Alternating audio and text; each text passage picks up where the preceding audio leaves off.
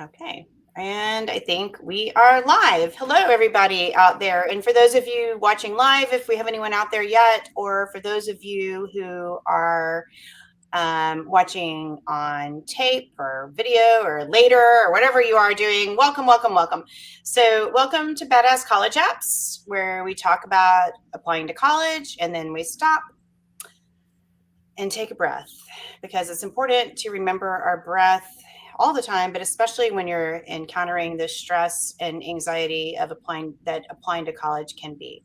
I'm super, super excited to be here today to talk to you all about extracurriculars and activities and have my fabulous guest here, Ben Bousquet, who's the Assistant Director of Admissions at Vanderbilt, and also my friend who loves to talk to me and I love to talk to him about using mindfulness and applying to college with intention. And we're kind of on the same page about that. So I'm super excited to have him here with us. And then, of course, I have the amazing Carly, who is here to help us out. So, Ben, I'm going to give you a second to introduce yourself and just tell us a little bit about you and why you're here talking to me today. Yeah, absolutely. Well, thank you for having me. It's great to be here with you and with you as well, Carly.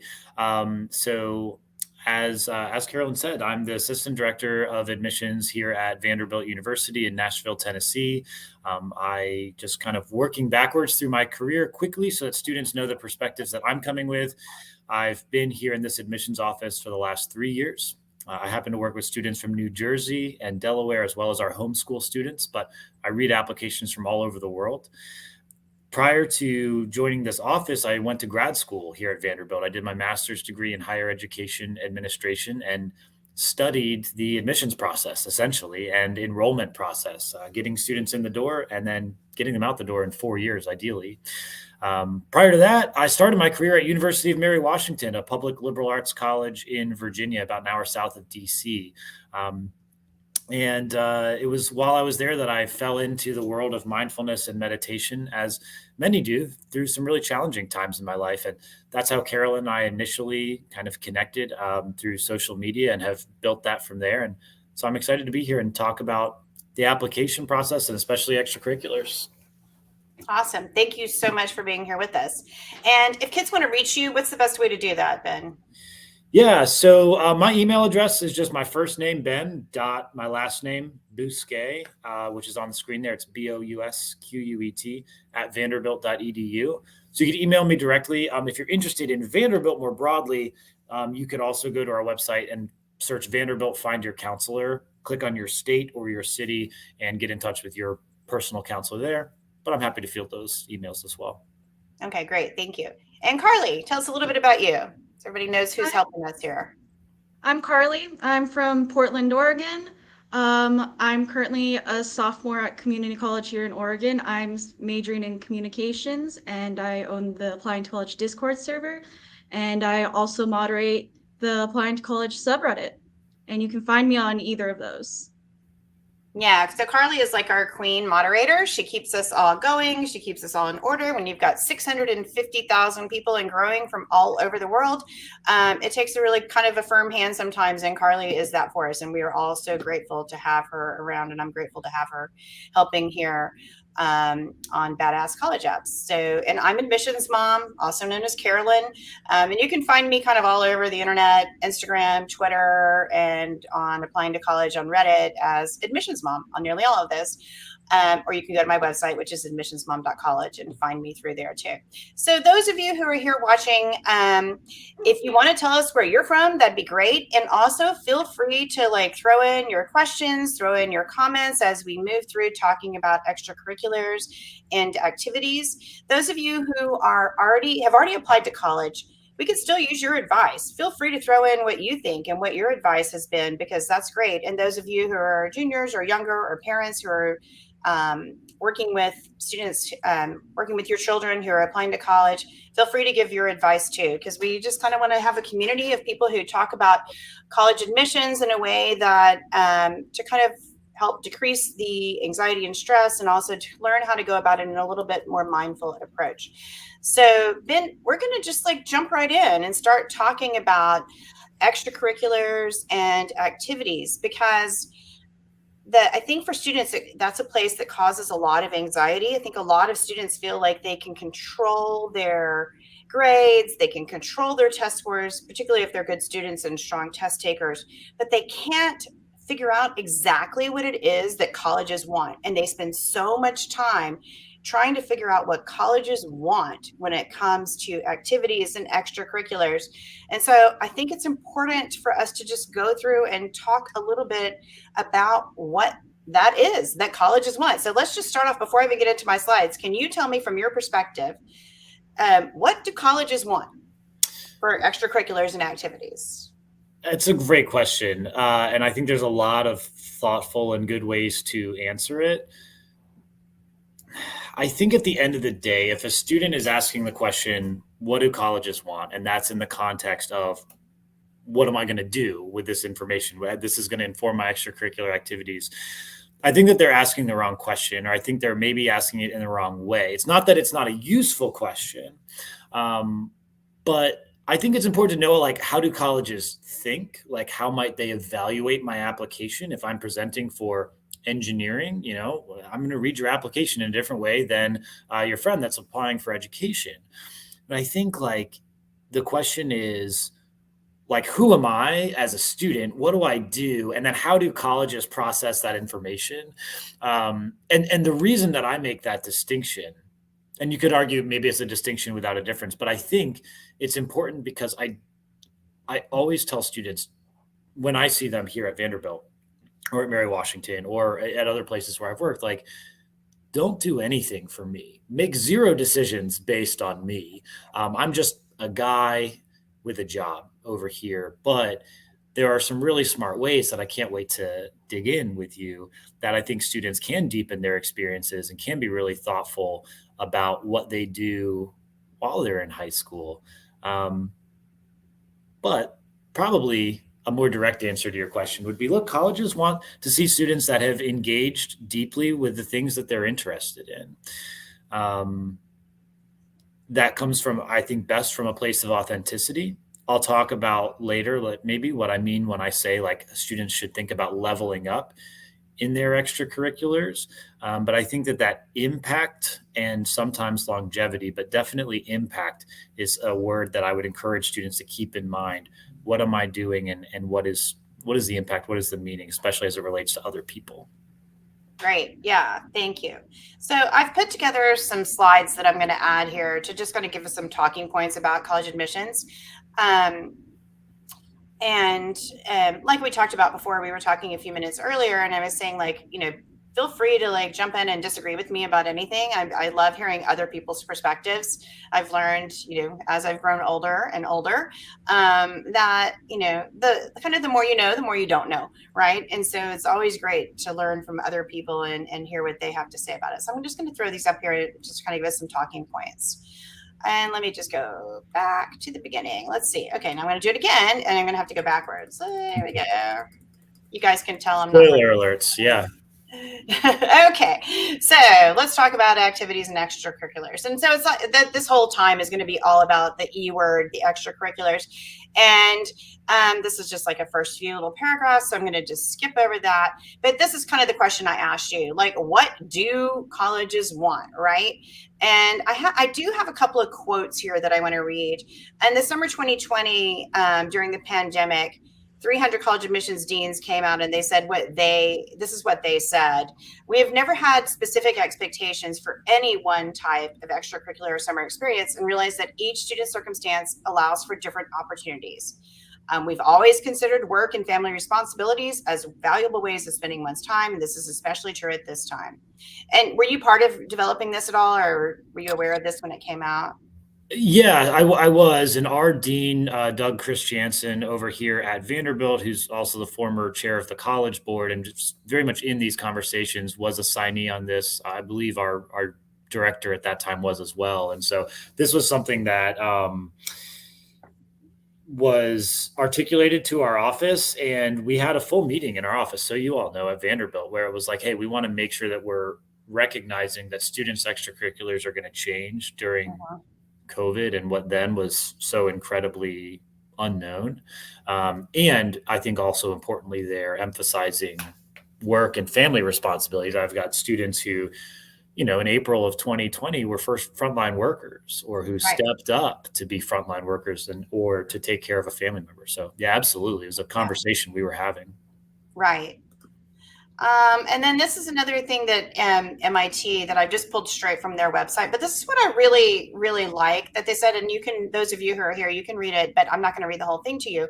But what I really liked is this bottom paragraph. College is not a costume party. You're not supposed to come dressed as someone else.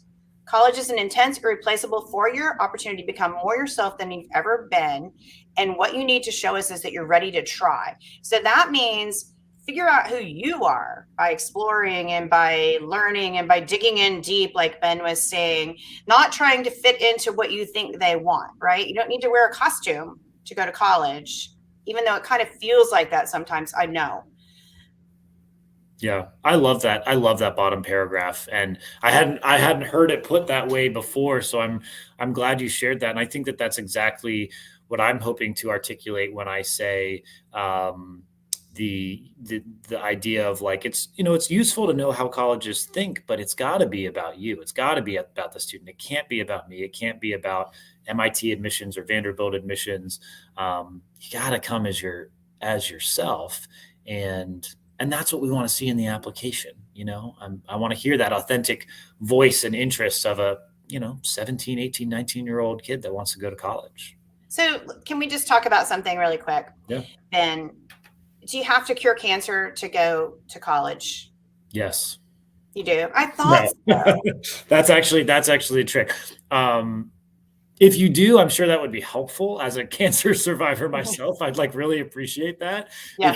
If you could do that. No, we don't expect that. And so maybe this would be an okay time for me to talk about what I mean when I say like students should deepen their experiences. And Sure. I'd love to know like your thoughts on this as well, and how you articulate maybe some of the same or different things. So I always tell students, especially when I meet with like sophomores, who are maybe there because the older siblings really doing the college tour, and this like freshman or sophomore in high school is kind of tagging along, and we get to talking, and the inevitable question comes up is like, what do I need to do to get into a college like Vanderbilt or like Mary Washington or wherever? And what I tell them to do is, don't ask that question. Focus on the things that you're interested in. And I'll ask them, what are you interested in? And if they say, I'm interested in science, I don't know, maybe I want to be a doctor. Then I say, great. So what are the things that you could do outside of the classroom that would engage with that? And so early on, maybe that's things like summer camps, but I say level up.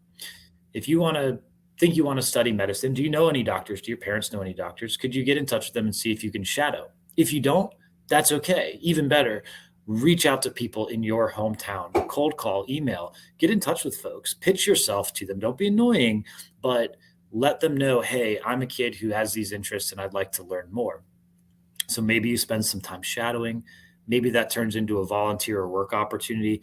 Maybe by your junior year, you're reaching out to professors in your area of interest at a local college. You've taken the AP class and you'd love to get in a research lab. You don't have to be in the lab yourself curing cancer. In fact, that will not be the case. But if you can hang around some undergrads or PhD students or professors who are doing the kind of stuff you want to do, yeah, that'll translate into your college application. But it'll also just help you get a sense of how these things work. Of, hey, maybe you don't want to be a doctor. Maybe this doesn't sound very interesting to you after you've gotten your feet wet. But don't wait for college to make those things happen. And so especially my students who are coming from first generation families, from families that don't have all of the privileges, I tell them, look, like, it's a tough conversation, but the other kids at your school who do have those opportunities are taking advantage of them. And so you're going to have to fight a little bit harder to get there. But if you do that, it's really going to stand out. Does that make sense when I say sort of level up and deepen? Yeah, it does make sense. I'll be honest with you. It makes me worry about first gen kids. It makes me worry about kids who have to work their 40 hours a week at McDonald's outside of school, who literally don't have the time to level up and go spend time volunteering somewhere or shadowing doctors. And so I spend a lot of time reassuring those kids, or kids who kind of don't realize that they're even supposed to be paying attention to college admissions until senior year. They Totally. they don't go to a school with a college going culture. They don't know that that's part of what the expectations are. And I spent a lot of time reassuring those kids that still, even then, even as a rising senior, probably what you've done is valuable, and you need to know how to show why what you've done is valuable. Absolutely. Instead of assuming that what you've done because you had to work instead of shadowing a doctor is not valuable. And so then it's a lesson in trying to figure out all the lessons that you learned in your job and things like that. So I think for the kids who are really lucky enough to go on a trip and come talk to you, that's awesome. And I give the same advice to my students and students who reach out to me as 9th and 10th graders. But I do worry about kids who are juniors right now listening and going, well, what do I do now?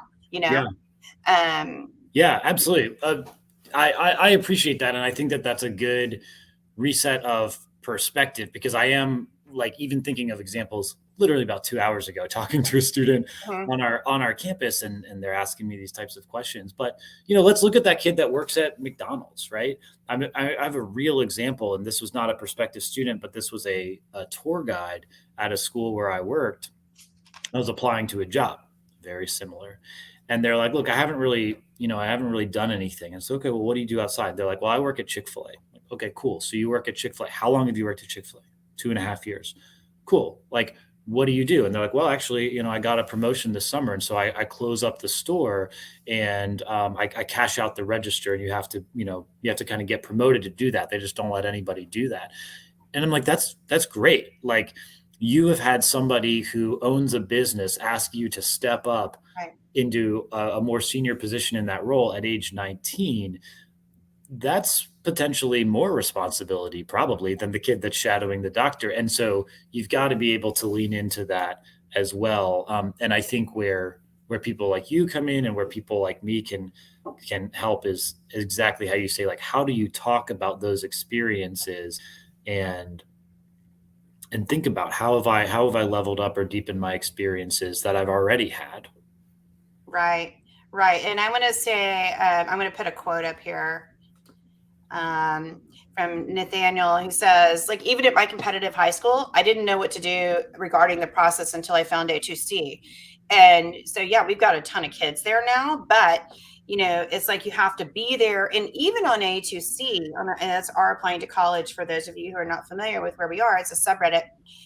It can be really hard to weed through, and Nathaniel, you can probably attest to this, to weed through to find the information, because a lot of times it's just a lot of conversation too, and it's kids letting off steam and just kind of ranting about the college admissions process. And so you got to know where to look, and you've got to kind of sort your way through and know how to use the wiki, and it's just a whole learning process. And if you're overwhelmed in the first place about college admissions, then you get all this deluge of information, and it gets even more overwhelming. And so as Fiona says, it's difficult to find information. Yeah. So I think that's one reason why, I'm on OTC. That's one reason why I put stuff all over the internet. And there's a lot of other people out there doing things like me, putting out information for you. And still, it can still become overwhelming. And I think that's one reason why Ben's here too, to try to talk to you all who don't have the benefit of having parents who might be able to take you on a college visit, or maybe you do have parents who can take you, but you just can't get there, or to have college admissions officers talking to you. So that's why we're here, and that's why we want to help, give information. Let's see, Himase, I see your question about academics, and I'm going to come back to you in a little bit, because we're going to stay on extracurriculars. But let's see. Okay, well, I'm getting a lot of questions now. So let me go to Hamasi right now. Hope everybody's doing well. I have a quick question regarding academics. I'm enrolled in the IB program at a U.S. high school, and I often find myself with large workload and unable to level up. Let me go here. Next question. Level up my ECs compared to friends at other non-IB high schools. My question is mainly this: is it taken into account in the admission process if IB helps? So if they go to a super competitive high school where they're having to work their asses off to keep their grades up, do you all think about that when you're looking at like, well, he's got good grades, but like I'm not seeing a whole lot of extracurriculars going on? Like, what do you think about that? Yeah, it's a good question, and my experience at Vanderbilt is really different from my experience at Mary Washington, right? I mean, and just to put into context here, and again, Carolyn, one thing that I like about you and our conversations is that we can keep it real, and so I'm just letting students know nothing that I say do I mean to be things that you must do or extra pressure or anything like that. But I want to be honest about the perspectives at Vanderbilt. That's a crazy highly selective school. Right. Last year, that's 6% last year, right? yeah, 6%. 7.5% Yeah. overall, Yeah. 6% regular decision, 47,000 applications. There's about 20 to 30 schools that have that kind of competitiveness Right. in the admissions process. So this is not normal at all. There's thousands of schools in the US. So my perspective at Mary Washington, right, a school that is a well-regarded school in Virginia, if I were answering from that perspective, which is the perspective of the vast majority of schools in the country, I'm going to say, Hamasai, that sounds awesome. Like you're crushing it in an IB curriculum. I know that you're at least somewhat engaged outside of the classroom. You're taking the most demanding curriculum that you could possibly take. Right. Academically, you're going to be incredibly well prepared for college. And I believe that you could do the work at Vanderbilt if you're in an IB program and doing well. I believe you could do the work at Mary Washington. When we talk about the most highly selective schools in the country, which are often, we don't really need to talk about, but yeah, I think seeing the most demanding curriculum is helpful for sure, which IB would fall into that category. And let's be honest, those schools always kind of want more. They're always saying and. And so yeah, they would want to see, they would read the application kind of looking at your extracurriculars. And that's where I think it can be really helpful. Like you said, what is it that you're already doing? What are the ways that you've engaged more deeply? I won't rant any longer than to say, when I was in high school, where I put my time was in a band. I was in a rowdy punk rock band in high school. And I didn't think at that time that would have any value in the college admissions process. Didn't even put it on my application. But I look back and I'm like, I was managing a team of people. I was talking to adults who were marketing, who were running sound, who were doing all these things. I was writing original songs. We did recordings multiple times. Like, wow, we were doing something, and it'll look different for every student, but dig a little bit deeper and think about some of those interesting things that make you, you. I think that's a great point. When I was in high school, you couldn't get my nose out of a book. Literally, like that would have been my extracurricular, but Yeah. it was, like something I did like 15 hours a week. And I went on to be, an English major and a writing teacher for most of my life. And, it was very pertinent that I spent my lifetime reading books, and it has made me a stronger writing teacher as well as a writer.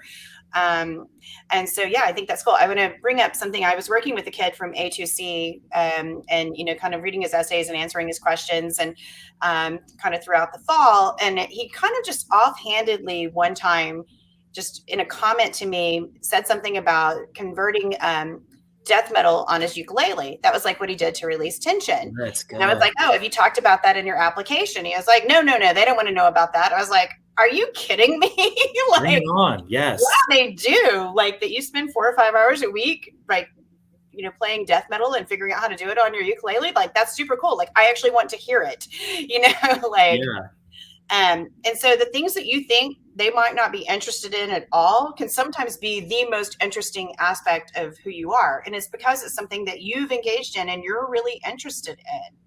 Yeah. Let me just see if we have a couple of other comments here. Let's see. Nathaniel, he's created a custom feed full of the useful information from people like you, Scholar, College of Maddie. That's great. I'd love to see that sometime, Nathaniel. Yeah, and good point. Yeah. I chose rigor, which is an important part of your transcript. Yeah, Nathaniel, you're right. You're right about rigor. Yeah. Yeah. One of my favorite ECs was translating a mobile game. I already love to play into Spanish. And then I'm sorry if I'm demolishing your name. I wish I could hear you say it to me, but makes sense. And thanks for the detailed answer. All right, so let's just kind of move on to the next slide and see. I think we probably talked about a lot of this. They're looking at your entire application. This is a good point, though, that I kind of want to bring up that maybe you can give some light on, Ben. Is that colleges are looking at you. They're looking at you as a student, your grades, your course rigor, your extracurriculars, but they're also having to consider their own institutional needs, right? So like, what does that mean to kids? Because I think that's like this whole kind of behind the curtain thing, right? Like in Wizard of Oz, that we don't really take into consideration when we're on the other side. Yeah, absolutely. And I think the value in thinking about institutional priorities to a student, which by the way means just, what are the things that the school, what are the seats that they're trying to fill? What do those students look like? I think to me, the value of thinking about that for a student is usually to remind students that this is not something that's really in your control and that that's okay. And that actually gives you, it should not increase anxiety. That should actually, which is easy to say, but that should actually help you recognize that this is outside of your locus of control. And so you will be better served by focusing on the things that are in your control. So institutional priorities could mean that a public school is looking for more out-of-state students. So Mary Washington wants to recruit more students from New England. And so they're sending recruiters there and they're particularly interested in that. They might give an extra look to that kid from Connecticut. But institutional priorities always mean that there's a certain number of seats that we need to fill. At Vanderbilt, that means we have an incoming class of 1,600 students across 4 colleges and schools. So that's going to be 1,000 in arts and science, 330 in engineering, 220 in the College of Education, and 60 in the School of Music. That's what it's going to look like. And that's going to be, that's going to have a certain type of gender balance. That's going to have, men in education is important to us. That's an institutional priority, just like women in engineering. So those are the kinds of things that we're talking about. Yeah, cool. All right, I'm going to put up this little comment that Nathaniel put. Vanderbilt is so cool. It is cool. My oldest went there. Yeah. And it was a great place to hang out for 4 years as a parent. So you're right. It's a great school. And Nashville's a really cool city, although it's super cold right now, which really sucks. Is it really? Yeah, it's offensively cold. This is the time of year that I always think I should move to Florida. Most of the time, I know. Most of the year, I don't think that, but I get I'm a skier and I hate the cold. So. Anyway. Oh yeah, a snow skier. Yeah. Or water skier. Me too. But I also hate the cold. Okay, so let's think outside the box here, right? About your extracurriculars. And I think that's kind of where we've been talking about. So think about the things in your life that you do, especially juniors. Freshmen and sophomores, yeah, for sure. It's time to start digging in, start exploring, thinking about what you want to do, go a little deeper. But juniors, it's not too late to really kind of dig into your extracurriculars. But at this point, you probably want to do the things that you've been doing that you've enjoyed. If you're converting death metal into ukulele, dig into that. Maybe make it a project that you want to work on. If you have a job, I think that's awesome. I want to talk to you about jobs, but I think jobs are awesome. If you have family responsibilities, I think that's great too. So just kind of start to think about your life beyond your schoolwork, beyond any test prep you do, and what do you do because you want to do it, right? And any thoughts about that? Yeah, absolutely. Again, I think it comes back to, what is the student interested in? And, I probably made it more academic than necessary earlier in talking about, I want to be a doctor or something like that. But yeah, if it's the ukulele, if it's music, if it's art, and if there is a way, that you can share that with other people, that you can formalize it. I mean, hell, it's 2022. Start an Instagram account, Death Metal Uke. I would follow that account. Yeah. Or a YouTube channel. Absolutely. Right. And whatever it is. And so, I would think about those kinds of things of how can I share this with other people? And if it is when I was in high school, I worked at Old Navy, that was a big part of how I spent my time to earn a little bit of money. And, even looking at that, it's like, okay, like I really liked working at the fitting room. And what is that about me? Well, it's because I like talking to people and Mhm. I'm not super organized. I didn't want to organize the counters, but I liked helping people solve their problems.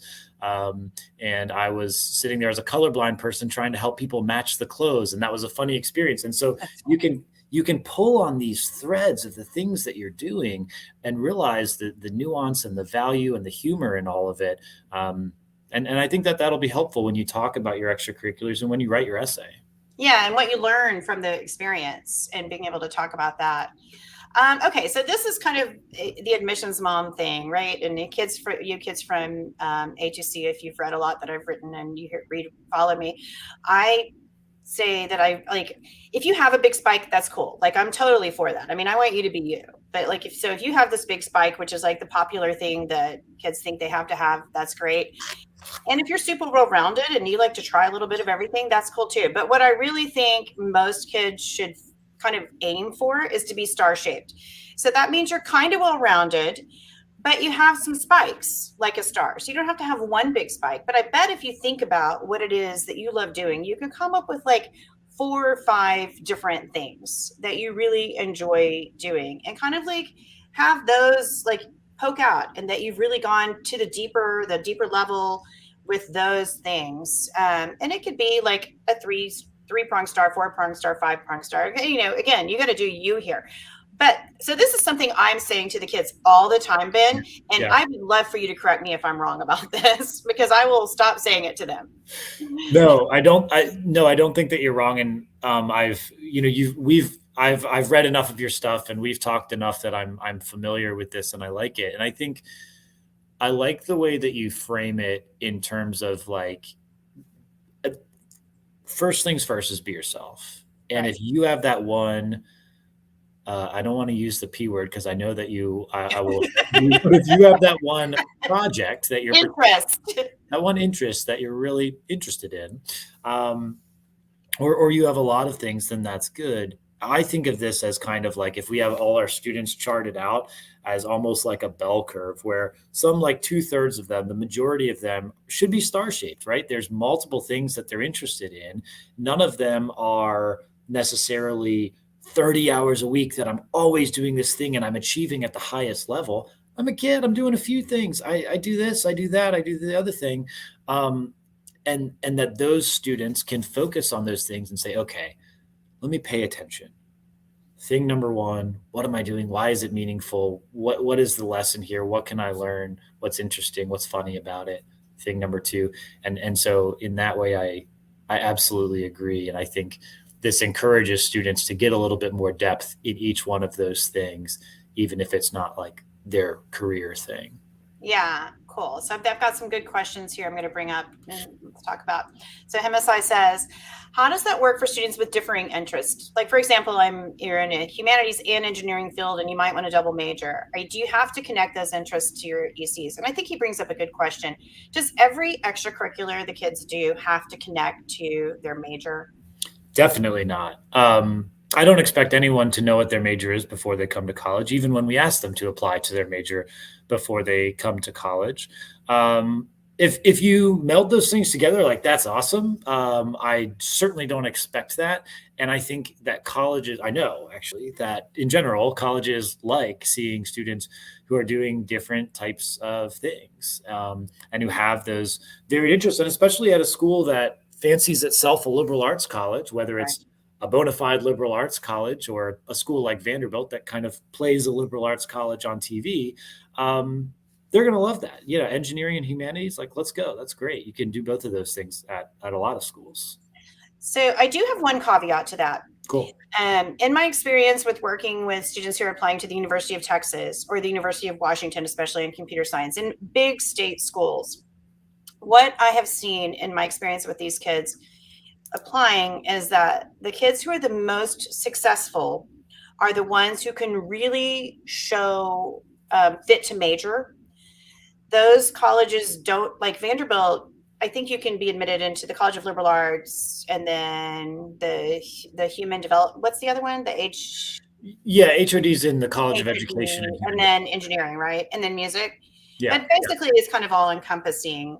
But at a school like University of Texas, where you like have to really show fit for major, you do need to be thinking about it, particularly if you're business, engineering, computer science. You have to have some of your extracurriculars fit into what you want to major in, or they're not going to think that you're going to get there and graduate, and they want that 4-year graduation rate. This is just my opinion. Oh, yeah. And so don't have somebody from UT here to argue with me right now. So I think there are times when you have to have some of your extracurriculars be fit for major.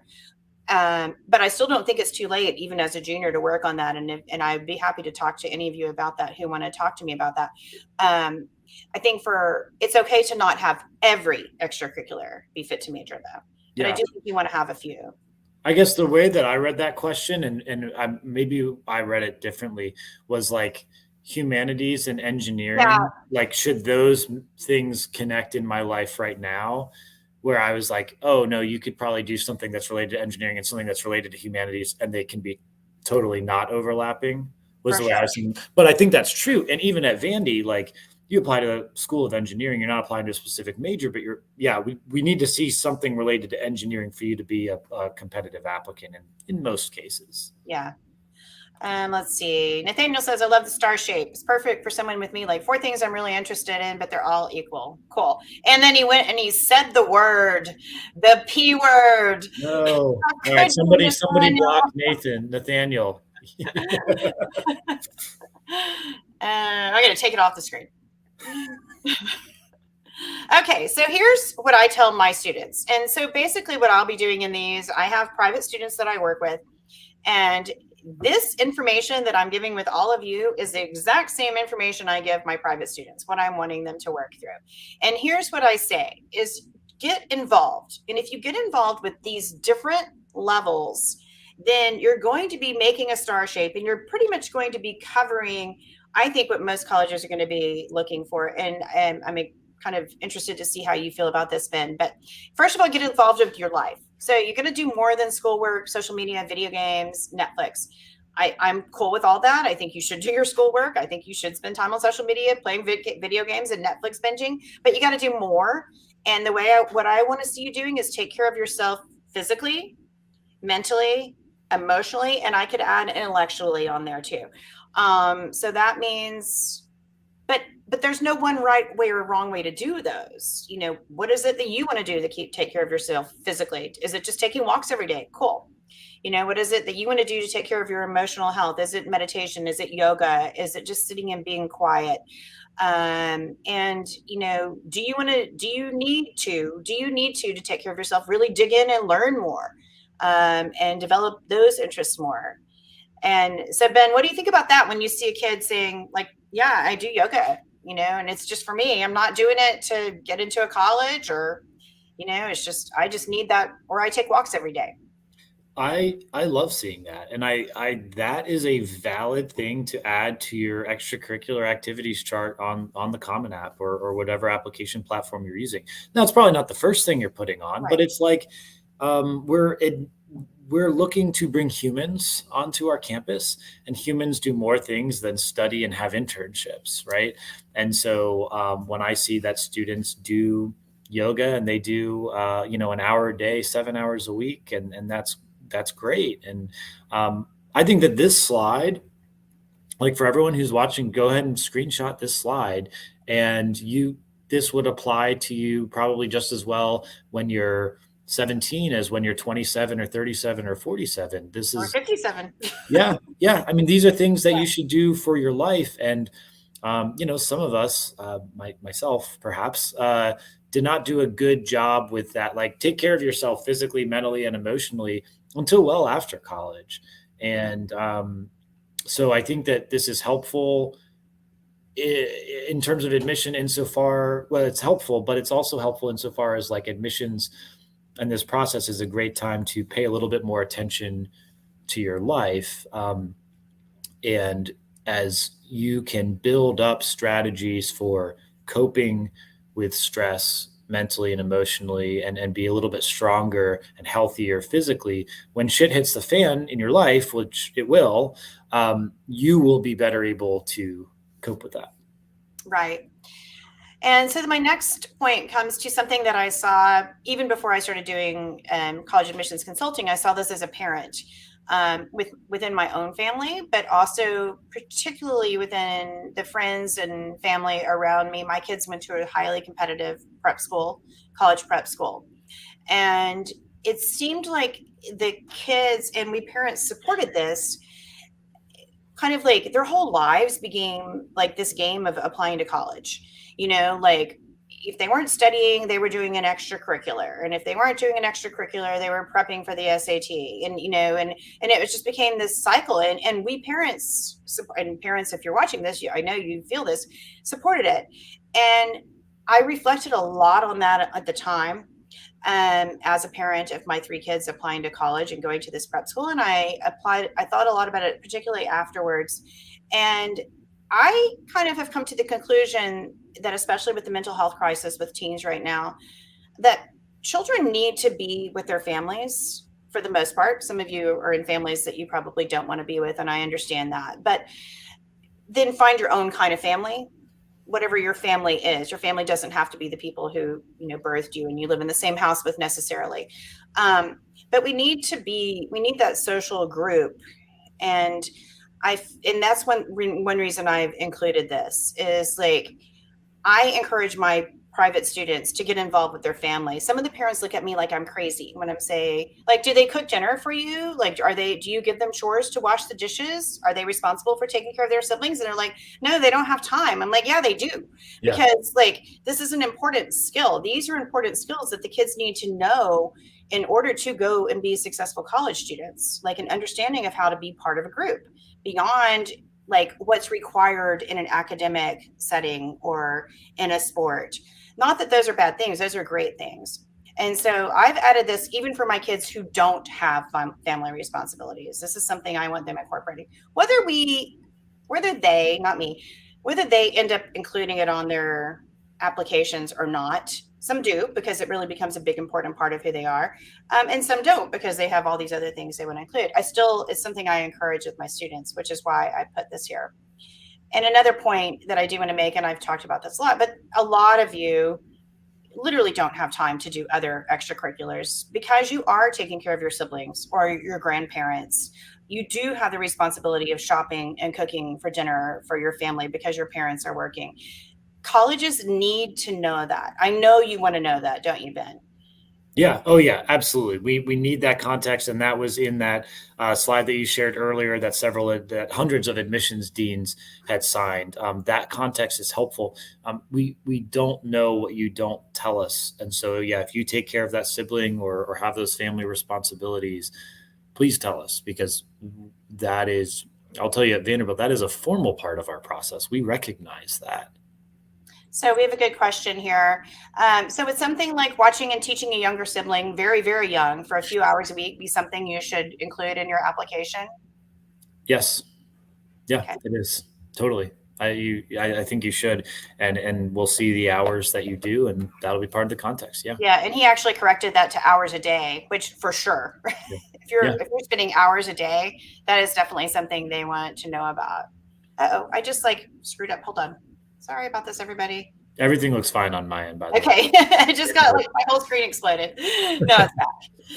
And then Nathaniel said, okay, this is a good question. Would an activity like this take precedence over something like violin, soccer, tennis, tutoring? For instance, I helped my parents remodel the house over the past few years. I think it's an interesting question. I think that comes down to your level of engagement and priorities. So if you say, I helped my parents remodel the house over the past few years, my guess is that the more sort of traditional extracurriculars would probably be advisable. Just, I'm thinking about the extracurricular chart in the Common Application. And so you get a list, and you typically put the most important stuff first. My guess is that the more traditional stuff would go first. But Nathaniel, I mean, if you're saying something like, hey, I learned some carpentry skills, and my dad and I built this cabinet, and boy, did I screw it up the first time. But then, okay, like now you've leveled up in that way, right? And that could be really compelling, and maybe that works its way up a little bit. And hey, maybe that's your sort of non-traditional edge into engineering or something like that. So I could totally see that. Yeah. Yeah. So the way I have students, I have my private students and the kids I work with on an A2C2 list everything they've done. I mean, like, I am like bugging the shit out of them, literally. Like, is that all you did? Did you do this? Did you do this? Like, trying, because there's so many things you don't think about, like helping your parents remodel the house. And so I have them list everything, everything, everything. Like, it gets down to like 20, 25 things, right? And then what we do is we sit and talk about it a lot.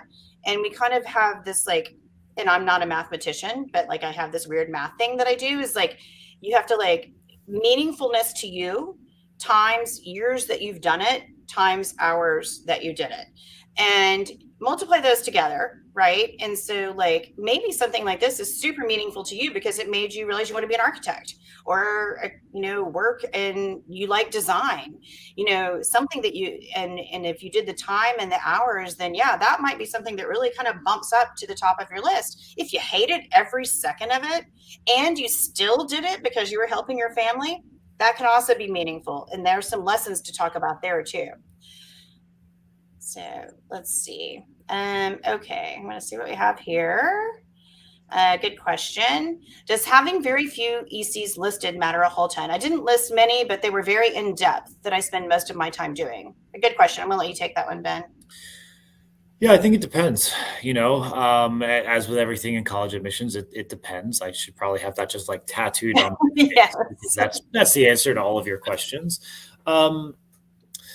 So yes, I mean, depth of activity matters, hours of activity matters, and if you are applying to a school that is looking at students holistically and is one of the 99.5% of schools that takes kind of, normal students who are doing well in school and trying to do things outside of the classroom. That's like what most schools are. Then I think that's fine. You don't have to fill out and have 10 different activities listed. And I also think, Carolyn, like to your point, maybe there are some other things that you're not thinking about, right? Like I shared with you, the thing that I was most interested in high school was music. I didn't even put that on my application because I just didn't think it was relevant. So maybe making that list and doing some multiplication, as you said, could help you pull out some other things as well. Right. All right. So let's see what's going next. This is still my get involved. So I have get involved with your own life, get involved with your family, and then kind of taking at these levels, right? So very personal, out a little bit into your family, and then in your school. And I like to see students involved in their school in some way. And to me, it doesn't have to necessarily be organized.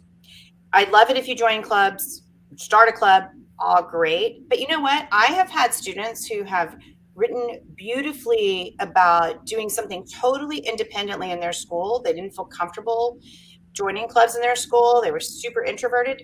So what they would do, and I had one student who did this, and I use them as an example, is they would go sit by somebody who was sitting alone at lunch every day. That was their way of being involved in school. I didn't think of this, but when I talked to this kid about it, I really loved it. And they were able to write about that in their essays in a way that it was important to them, and it was something they spent time thinking about and doing. Ben, is this something a kid could include in their activity list? I mean, it includes in my getting involved, in these levels, but. Yeah. I'm one that tends to encourage students to shake things up and break the rules and buck the norms a little bit. So I say, why not? I think it also could be potentially an essay topic, right? With some good editing and crafting and everything. But yeah, sure, absolutely. And when I hear you say that, I think that is someone I would want to be a member of this community at my school. Yeah. So think of ways that you can be involved in your school. It's okay if you're not a club joiner. I am not a club joiner. So it's okay to think about other ways that you can show involvement. I think it's really easy for those of us who are introverts to get totally disengaged and just think, oh, I can't be in that. I don't want to be part of that. And so figure out ways that you can be engaged that work for you. But I do want you to be involved with your school in some way, and then in your community. And there's like tons of ways to that, religion, community service, scouting, neighborhood association.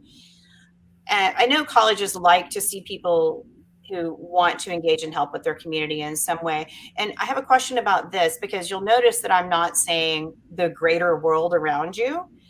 You don't have to go to Africa to go do community service work. I encourage my students to do their work at home. And I would like to hear what you think about that too, Ben. Yeah, absolutely. I think it's important for students to show that they care about other people. When you go to colleges and you do an online information session, every school will say that part of what makes them special is their community. And they may or may not articulate that pretty well, but boy, is community important in college. It is, every college is a community. And so I think showing that you care about other people, that it's not just for you, I think that that's incredibly important. And I'll tell you just very specifically, I read applications all the time that are great, but they're incredibly self-focused. And I get it. This is your chance to brag. We tell you that. But if I've gotten through your entire application and multiple essays and 10 extracurricular activities, and it's only focused on yourself, it doesn't reflect particularly well on it doesn't tell me anything about how you might be as a community member. Right. And this is the one thing that I definitely say to kids who are at a loss. I don't have any super strong interest. I don't have the P word. I'm just a teenager, right? Like, I don't know what to do. And here's what my mom told me. And I'm named after her. Admissions mom is after my mom. So I'm going to quote her here. And this is what my mom constantly told me. If you don't know what to do with it yourself, Mom, I'm so bored. What should I do? If you don't know what to do with yourself, go do something for somebody else. Figure out what needs to be done around you. And that could also be in your family, by the way. Kind of going back to that, but figure out what needs to be done and then go do it. And it can be something as simple as taking a sandwich to somebody on the street who might look hungry, or, grabbing, those of you who are tall enough, grabbing the things off the top shelf to help people in the grocery store. There are lots of ways you can give back that also aren't organized if you're not into an organized thing. Okay, we've got some good questions here, so I'm going to pull those up. Let's see. Nathaniel says, I think 80% of my ECs are through my school. That's totally cool. That's great. I have no issue with you wanting to do that. And I'm sure Ben doesn't either. Yeah, pretty typical. Yeah. You're lucky that you go to a school where there are extracurriculars that you want to be a part of too. Yeah. This is a really good question though. And I think we should probably address this. Is there a stigma around gaming? Is that per? Yeah, per FTW says. My main EC was playing video games professionally and trying to follow my passions in that way. I'm wondering if schools tend to lump this in with casual gaming. And I want you to answer this question. And I also want to know what you think about casual gaming. Yeah. Okay. So this question made me worried that I was sharing my screen, because I was actually just secretly writing a blog post almost on this exact same thing that happened to professional video games as a topic. And so I've been thinking about this recently because I read someone's application that wrote about this, and they're internationally ranked in this game. Okay, so a couple things. I think one is you never know who's going to read your application, and that's a good and a bad thing, and it makes it tough to know your audience. And so what I would dissuade students from doing, whether it's video games or anything else that a person on the street might not understand, is don't go too in depth about the gameplay and the point of the game and stuff like that. Because if you have a 60-year-old woman reading your application, she's going to have no idea what the hell you're talking about, most likely, right? Most likely. And so if you, for example, you're talking about professionally, I'm thinking about a student that I reviewed their application, and they were the team leader of this 15-person team in this strategy game. And this team knows geographic boundaries. There's different races and ethnicities and ages. There was a 13-year-old girl on the team and like a lawyer in Canada on the team. And this person did the strategy for that team. I mean, that's super compelling. That's not something that we usually see. And that's using technology to your advantage. So I think about how you write and how you communicate. Maybe give that, it's extracurricular. Obviously, I'm thinking kind of about an essay too, where you're really describing it. But show that to somebody who has no idea. Show that to your English teacher or something. And be like, is this meaningful to you? And then the casual gaming thing, I don't know. I've sort of thought about this a little bit. I think, like with anything, it's valid to put on there. I do think that there's, if that's the only thing on your extracurriculars, I don't think that's good. And that's, probably the case with most activities. But if you can articulate the way that this is, articulate the meaning of this to you, whether that's social, whether it's somewhere where you can relax, articulate the meaning of it to you. It could be an extracurricular. I think that it sort of depends. But when you talk about professionally, and especially with schools recognizing esports and stuff like that, then definitely. What are your thoughts on that? I'm so curious. Yeah. So for sure, if you're doing it professionally or you're like highly ranked, I would definitely say include it. I think it kind of goes into this whole meaningful to you times hours spent times years done. If something is super meaningful to you and that happens to be gaming, and you can talk about why it's meaningful to you and kind of talk about, I talk a lot about with my students when they're writing about their activities, to be sure and not talk so much about like what you do, but like what you've learned and the impact that you've made and the impact that it's had. And I think if you can do that in a way, I think it's fine. I think especially over the last few years where the kids, that's kind of what they've been limited to doing, right? That was their social world, because, if they're not applying to college, kind of ranting and playing with each other and learning about college, then, gaming was a way to have a connection with your friends. Yeah. And I think I hope college admissions or officers and offices are aware of that. As a way of connecting. But I think the kids have to be able to articulate that. Yeah, I think being able to articulate it is important. Why it was important to you.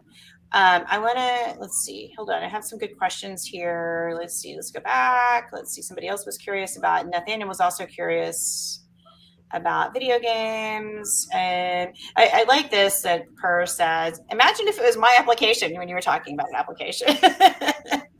Who knows? Maybe so. Fiona says, with sewing as a hobby being a good EC. And then she follows it up with, I haven't done a lot, but I've made a few pieces of clothing and I plan to do more sewing next year. It's a few pieces of clothing more than I've made. Absolutely. That sounds pretty huge to me. And you don't have to be, Fiona, I think what this gets to is like, you don't have to be, nor should you be, a finished product.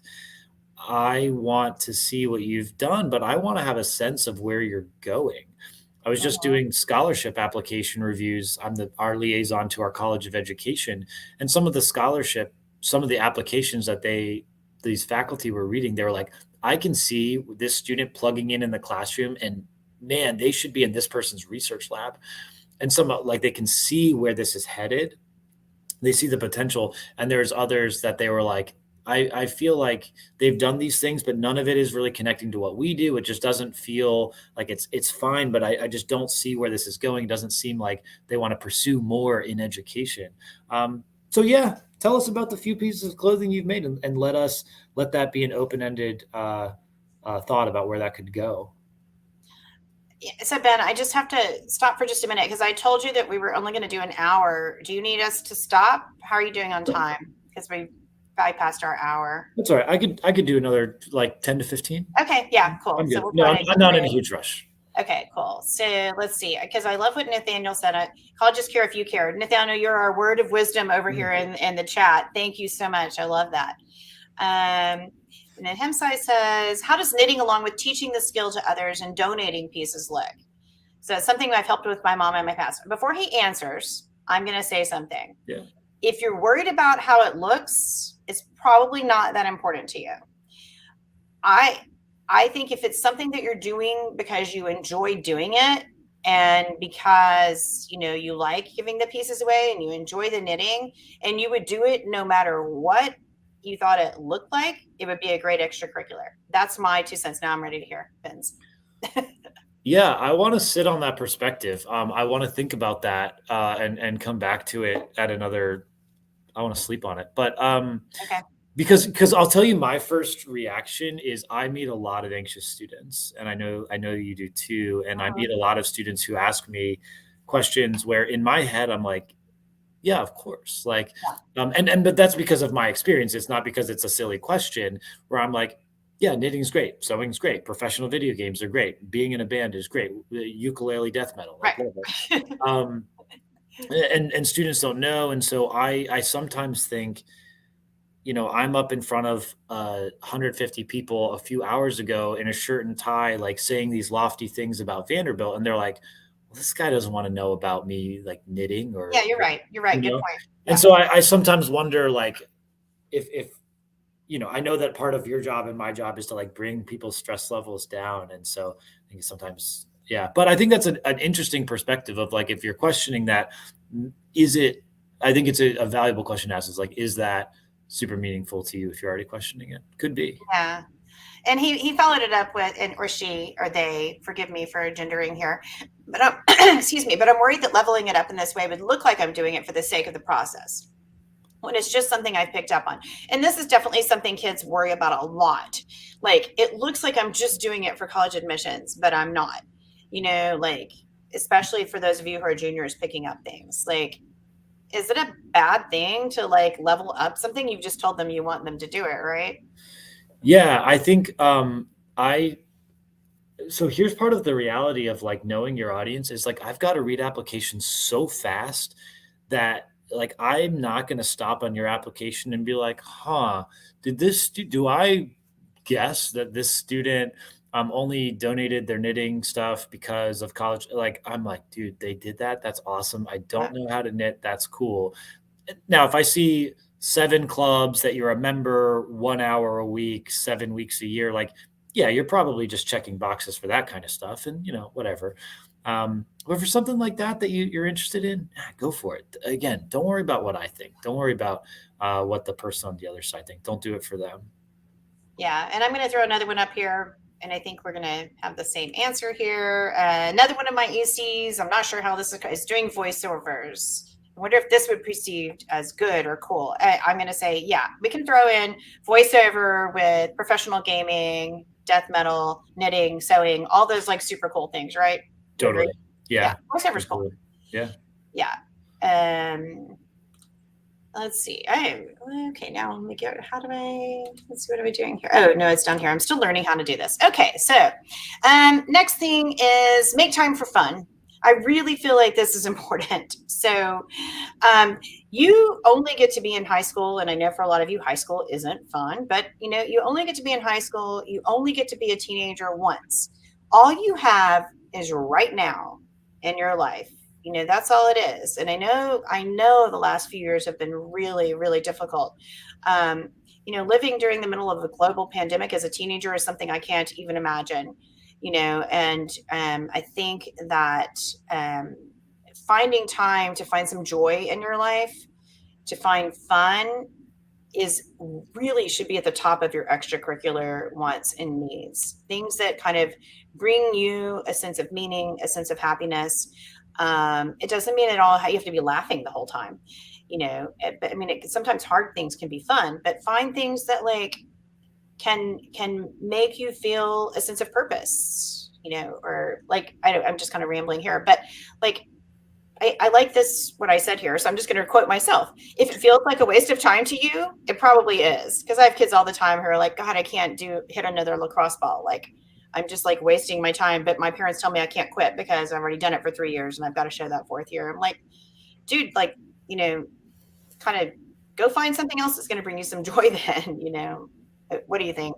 Yeah, absolutely. I think there's value in sticking with something that's hard up to a point. And if you're doing it because you think that's what colleges see, I don't care if you put that you did lacrosse in 9th, 10th, and 11th grade. I've literally never looked at someone's application and be like, well, why'd they stop doing that in 12th grade, especially for something like a sport or whatever. Like we've all played a sport at some point, and we all, I don't play that sport now. So that's okay. Yeah. Yeah. Thank you. And let's see what else I have. Oh, and then a job. And I think we've kind of addressed this, the value of a job. And you can, if y'all want to go back and read this a lot, but there are a lot of, to me, I think getting a job shows leadership. It shows a sense of responsibility. And what I particularly like about like the typical teenage job is learning to take direction from somebody who's not your parent. And who, like, if you're an intern, that's cool, that's great, but like you can quit and they're not paying you and it doesn't really matter. Yeah. But if you have a job and it's something that you don't like in particular, maybe, then it can be a good way of showing that like you've learned to respect other people's feelings, that you've learned to work with others. How do y'all see jobs? I'm really curious about that because I push jobs a lot. I think, I think that's great. And just like family responsibility, we sort of think about this very intentionally, that a lot of our students are going to have part-time jobs. Those can mean different things to students depending on their family circumstances. Some students must have a job in order for their electricity to be paid at their household.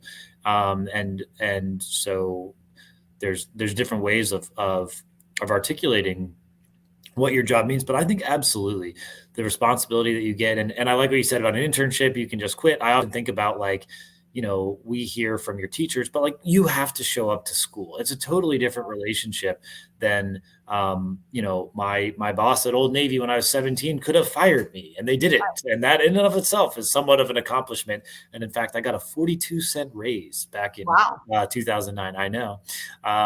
So yeah, I think that's huge, and it's great to tell schools. Right. And I think, so I was fired from my first job, wrapping presents at a department store over Christmas. I am not a fine detail person. I'm kind of a big picture person. Yeah. When you're wrapping presents for other people to give their families, they like the details done.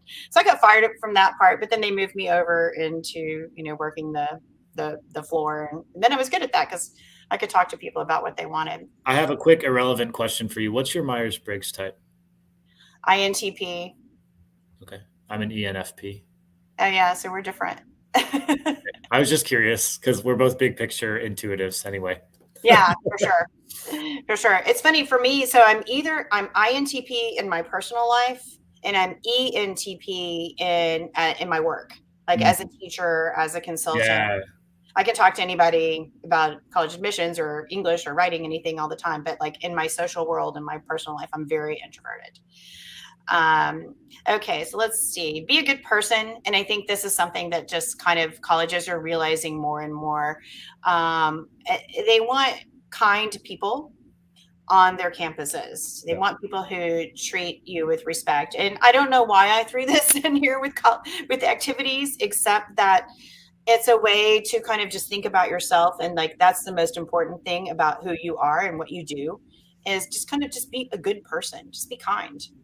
Yeah, absolutely. Absolutely. I love that Jeff here wrote about that in recommendation letters. Cause and again, like you said, with the kid who sits with someone at the cafeteria, like maybe they write about that and they've got great counsel from you, but like, yeah, maybe these are things that come out in recommendation letters. And maybe that's something if you ask for a recommendation and give them like a brag sheet or like, hey, here are the things to know and remember about me, talking to teachers and if they've seen those things genuinely from you and they come to us, I don't want assholes on our campus. I want nice people on our campus. Yeah. And that's great to see. Yeah, which I think our chat is totally full of nice people just from reading, how these kids are supporting each other in these these notes. So I feel like we've got a chat full of nice people. But those of you out there who might be watching, you're not chatting with us or you're watching later and you're not a nice person, maybe like that could be an area where you start trying to make some changes. Oh, that was more positive. I was just going to say don't apply to Vanderbilt, but yes, change. Okay. That's even better. And then this is something that I do want to make a point on. And when we kind of did this with the quitting the lacrosse, like it's okay if you change your mind. You are teenagers and you know what? Anybody, you don't have to be a teenager. Like, I'm not going to keep doing something I don't want to do, and I'm a full grown adult. Teenagers, especially, should be exploring, learning about what you're interested in. And here's what I think about this: if colleges don't like that, then I think they've got the problem, not you. You need to be exploring, following your interests, trying out stuff. And if you don't like it and it's terrible, then go find something else to do. And this is probably where colleges and I are like giving varied, different advice. But so now you can like call me out on that. No, I think that's good. And like I said, I'll, just tell it how it is. But like, if a student said, "Hey, I did this thing or I didn't do this thing and I'm worried because I'm applying to X school and they might think that I'm not a good fit because of that."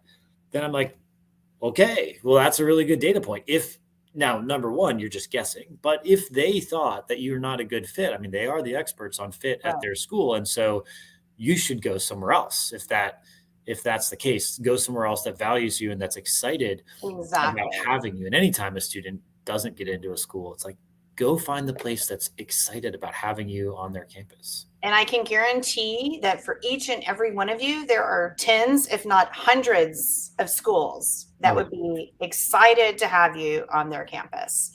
They might not be the most highly rejective colleges like where Ben works, or even those colleges might be excited to have you, but they just literally can't take you because they don't have enough space. But there are lots of colleges, and just keep being you. Like, that's the main thing, right? Just be yourself. And that's, I think, what we've both been trying to like figure it out what it is you want to do and then go do it. And I love Jeff Schiffman. And I'm not even going to talk about the P word because I've kind of done this, but Jeff Schiffman, who used to be the director of admissions at Tulane, one of his things that he said, it was like, do what you want to, right? Like, and then be ready to tell us about that. Yeah. So, because you, the real you, are enough. Like, but you have to show them what you're doing. Okay, I'm going to close out my slides if I can figure out how to do that. How do I do that? Let's see down here, remove. Okay, cool. Thank you for bearing with me as I learn how to do all these things here. Okay, I'm going to put another one of Nathaniel's quotes up here. Nearly every student I've met on my college tours has been so nice, so the schools must be doing something right. I think you're right. I think the schools are. And then I have one more question. What are your thoughts? Okay, this is kind of an away from EC activity class, but we'll see if we have a quick minute to answer it. What are your thoughts on low GPA for the school and high test scores? I think for the school, they mean college where they're applying. I'm going to try to interpret that. Do colleges dislike this, or do they consider this similarly to average in both stats? Yeah. So you're describing my college application. I was a classic underachiever as a high school student. I was not super engaged, and I took a somewhat demanding curriculum, but my GPA wasn't horrible, but certainly wasn't very good. But my test scores were good. They weren't off the charts, but they were pretty good. And GPA matters a lot. It does. It's important in the college process. And again, there's a lot of types of schools out there. And so you can't just think that your, local regional college is going to be the same as the Vanderbilts of the world. So at some schools that'll kind of even out, and it'll be like, look, this student certainly is not an all A student, but I know that they can do the work. Does it raise some questions? Yeah, of course. Why wouldn't it? If you were looking at that, it would raise some questions for you. But you've got to be able to show that, hey, I can step it up in some type of way. Knock it out of the park your senior year. Those mid-year grades could be really helpful. That's probably the first place I would think, because schools might have a healthy dose of very reasonably earned skepticism about a student that could look on paper, not saying you are, but could look on paper like a bit of a classic underachiever, and wondering if that trend would continue. I don't know. How does that align with your thoughts? Yeah, that does. I want to say that, as in your second semester, junior year, it's especially at the beginning of the second semester, it's not too late. I would encourage you to bring all of your grades up in your academic courses right now. Yeah.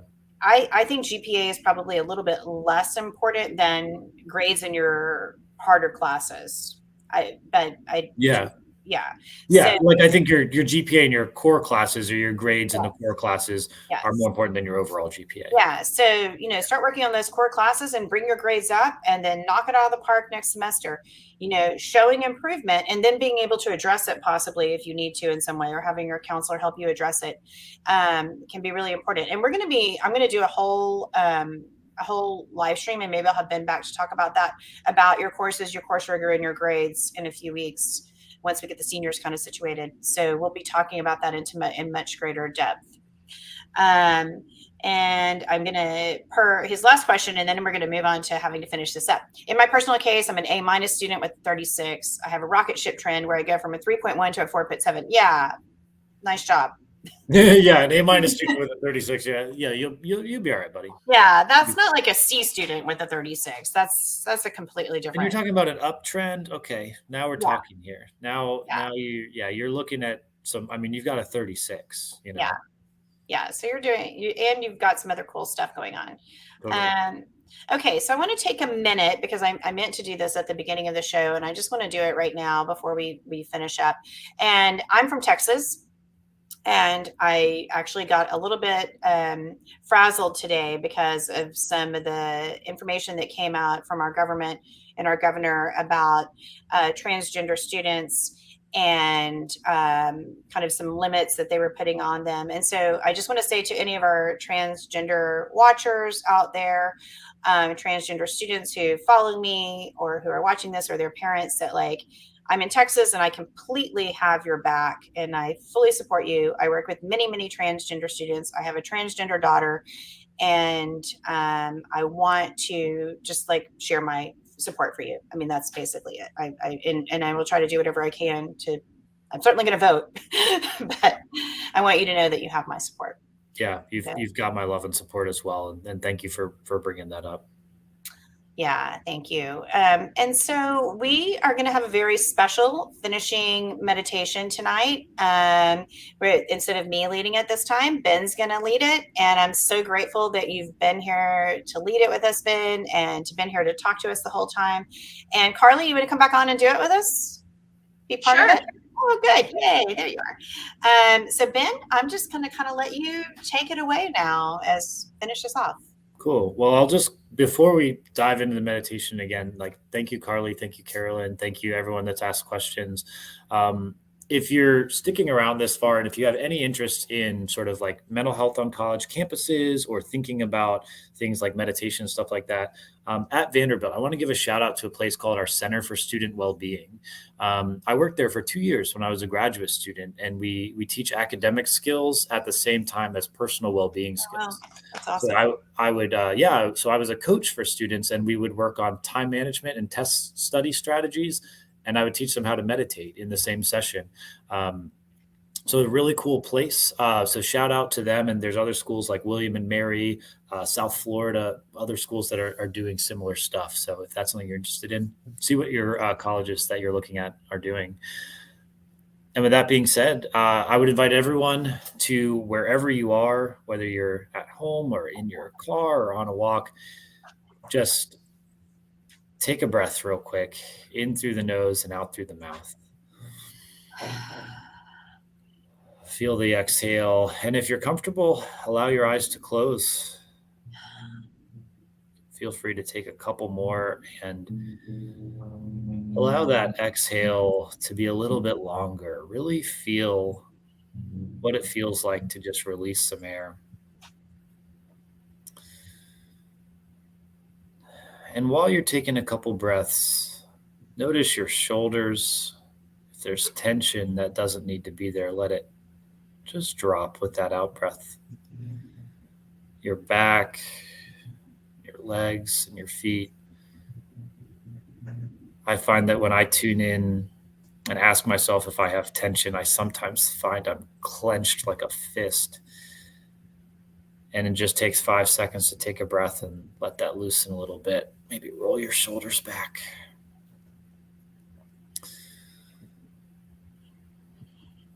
So now just breathing normally.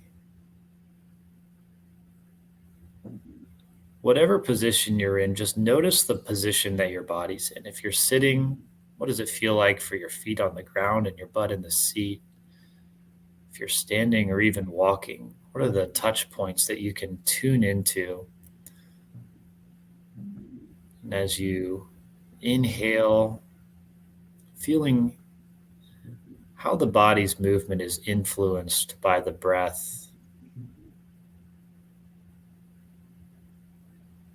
We talk a lot about the things that we're doing and where we're going and where we've been,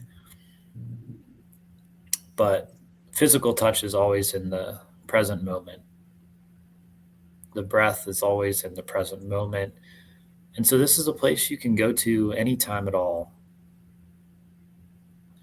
When you need to be a little bit less in the past or the future, come to the breath, feel your body sitting.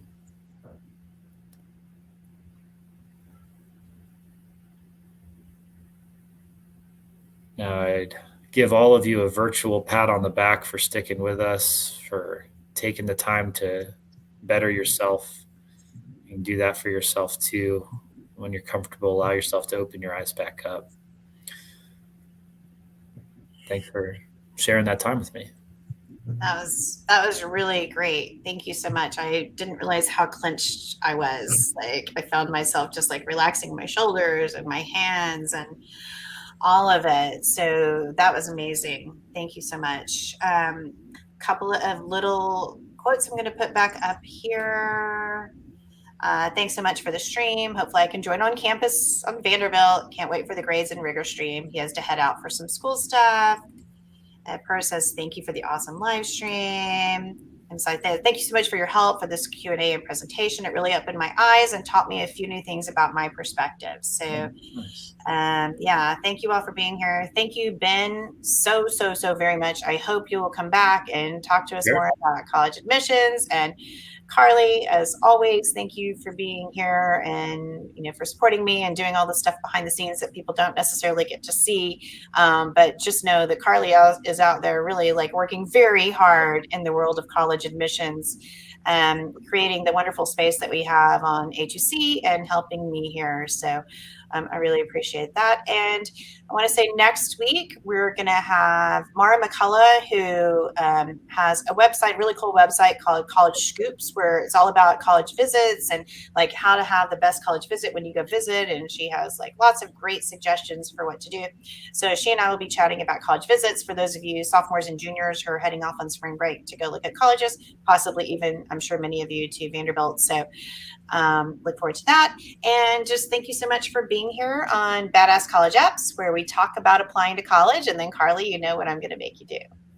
Where we stop and take a breath. Thank you, Carly. We stop and take a breath. So, because I think whenever you start talking about college admissions and applying to college, it's important to do just like what Ben had us do and stop and take a breath. So thank you all for being here and hope to see you next week and hope to see you soon, Ben. Thanks, y'all. Take care.